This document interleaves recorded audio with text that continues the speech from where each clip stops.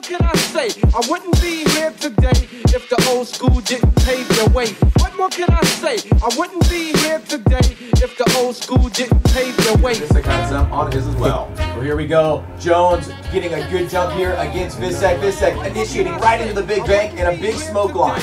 That smoke signal is showing that Mr. Magic Flash, Grandmaster Cass, LL raising hell, but and it lasts every day and rock him was shit to me. I'm Ryan Sage, one of the co-founders of Formula Drift, and you know, in a company of our size, we do a lot of different things, but the blanket term for what I do is basically marketing. So that encompasses promoting the events, selling tickets, live stream, TV, content, things like that. That's kind of what my day-to-day looks like. Before I worked at Formula Drift, I actually worked for a company called Vision Entertainment, which had a famously known car show called Hot Import Nights. And I worked there from 2000 to about 2003. And my primary role there was basically similar to what I'm doing here, is mostly in marketing and, you know, but being in the car show scene. As opposed to, say, motorsports and drifting. Yeah, so I mean, the main story about how I got involved in drifting in general was when I met Jim at Hot Import Nights. We had some ideas about what we thought was missing in, at the time it was called the sport compact car industry. People knew it as the tuner industry.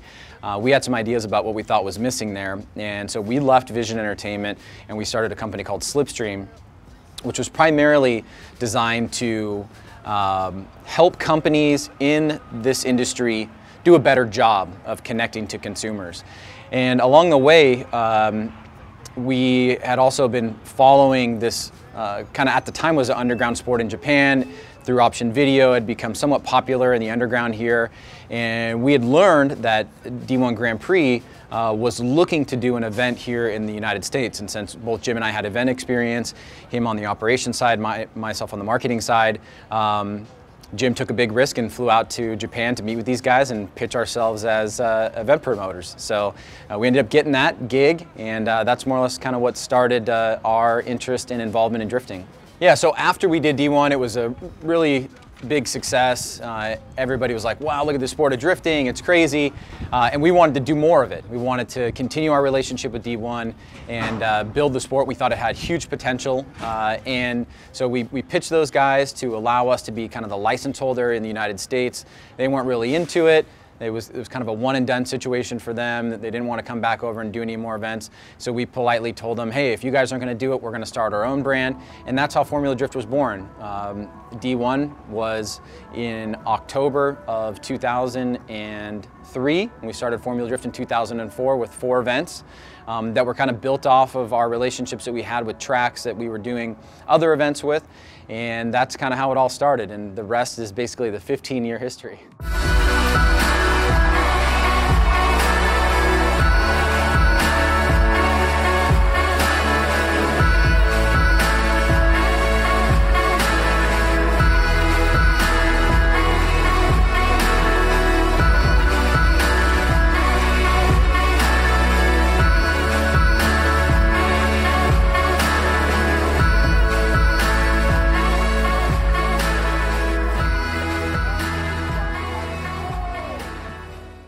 You know, for me, the interest in growing this sport and establishing this sport has always been the interest in the fact that it is such a unique thing.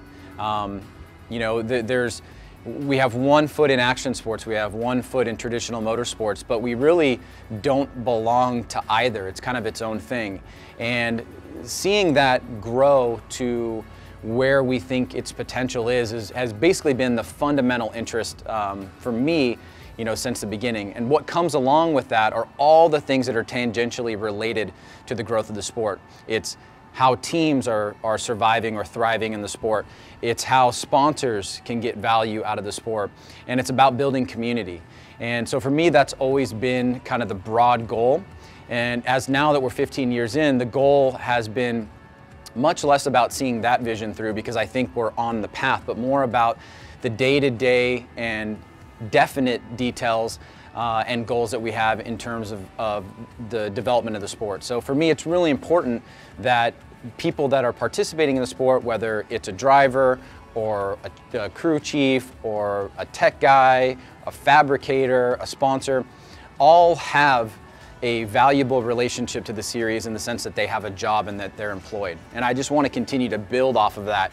So we have this really beautiful community that basically its foundation is the sport of drifting and Formula Drift, and everybody's life is more or less built on that. And that's what we've been seeing the past few years is people have gotten deeper into understanding what's possible in the sport, what type of life they can make for themselves, and what the lifestyle of being either a drifter or tied to drifting in some way can bring to you as an individual. Yeah, when we started this sport, if you were to ask me that question, if you were to say, well, where do you see this in 15 years? I mean, honestly, I think back then I would really have no idea. I mean, we were really running around with our heads cut off and trying, I think, to mature as young adults, you know, in our early 20s, mid 20s, trying to figure out what this is. Now that 15 years has passed and we are where we are, there's so many valuable lessons that have been learned along the way and so many things to be grateful for, so many relationships that have really brought a lot of value to my life personally. And I think big picture wise, that's a really important part of it. Now, I think we're in a much better place to see what it's going to be like in the next 15 years and to set that next set of goals about how to go about getting there.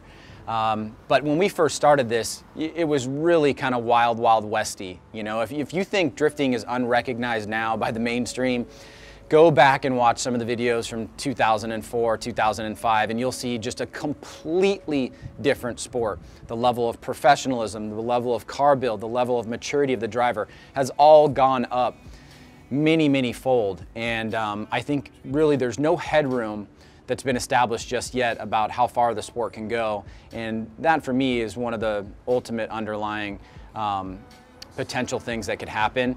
And it really makes the possibilities endless. Well, one of my favorite quotes is, "Nobody cares, work harder." It's actually not original to me, I stole it from somebody else. And that is something you have to remember as a business owner, as an entrepreneur, is that it's not all about you, it's about other things of which you are a part of. So it makes sense to work as hard as you possibly can and not think about whether or not people are watching, because most times they're not. They don't care. What they care about is whether or not you are doing the best with what you've been given. And you know, I think that's a good message to go by.